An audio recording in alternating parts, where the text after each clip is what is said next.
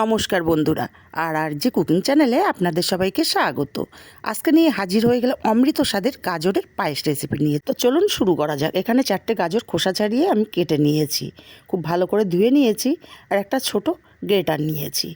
গাজরগুলোকে আমি গ্রেট করে নেব। গাজরগুলো সম্পূর্ণ গ্রেট করা হয়ে গেছে। এবার একটা কড়াই গরম করে 2 চামচ ঘি দিয়ে দিলাম।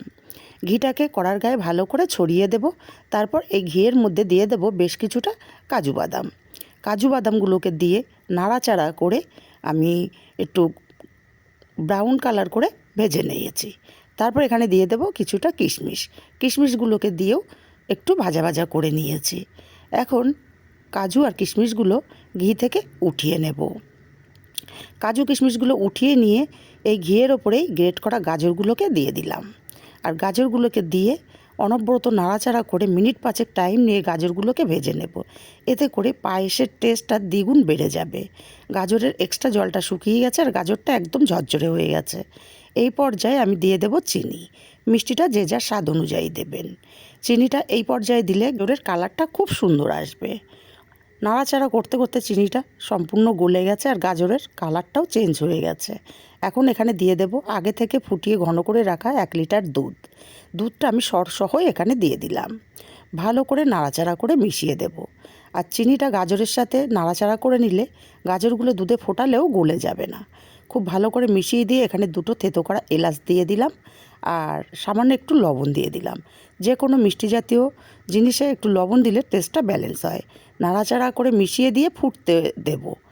পায়েসটা ফুটতে শুরু করেছে। এখন এখানে 2 চামচ গোবিন্দভোগ চাল আমি আগে থেকে ভিজিয়ে রেখেছিলাম। চালটা নরম হয়ে গেছে। এখন সরাসরি মিক্সার জারের মধ্যে দিয়ে দিলাম, আর দেব 5টা 6টা কাজু বাদাম। খুব মিহি করে আমি পেস্ট রেডি করে নিয়েছি। পেস্টটা একদমই মিহি করে করতে হবে। আর এদিকে পায়েসটাকে আমি 5 মিনিট ফুটিয়ে নিয়েছি। দেখেই বুঝতে পারছেন গাজরগুলো একদমই কিন্তু গলে যায়নি। আর কাজু আর গোবিন্দভোগ চালের পেস্টটা দিয়ে ভালো করে নাড়াচাড়া করে মিশিয়ে দিয়েছি। দিয়ে আরও 2 মিনিট এইভাবে ফুটিয়ে নেব। 2 মিনিট ফুটিয়ে নেওয়ার পর পায়েসের ঘনত্বটা দেখুন অনেকটাই ঘন হয়ে গেছে। এই পর্যায়ে দিয়ে দেব ভেজে রাখা কাজু আর কিশমিশগুলো। কাজু কিশমিশগুলোকে দিয়ে নাড়াচাড়া করে মিশিয়ে দিয়ে আরও 1 মিনিট আমি ফুটিয়ে নিয়েছি। এখন গ্যাসটাকে অফ করে দেব আর পুরোপুরি ঠান্ডা করে নেব। ঠান্ডা করে নিয়ে ফিরে আসছি। পুরোপুরি ঠান্ডা হওয়ার পরে দেখুন তৈরি হয়ে গেল অমৃত স্বাদের গাজরের পায়েস। রেসিপিটা কেমন লাগলো কমেন্ট করে জানাতে ভুলবেন না। ভালো লাগলে একটা লাইক দিতে ভুলবেন।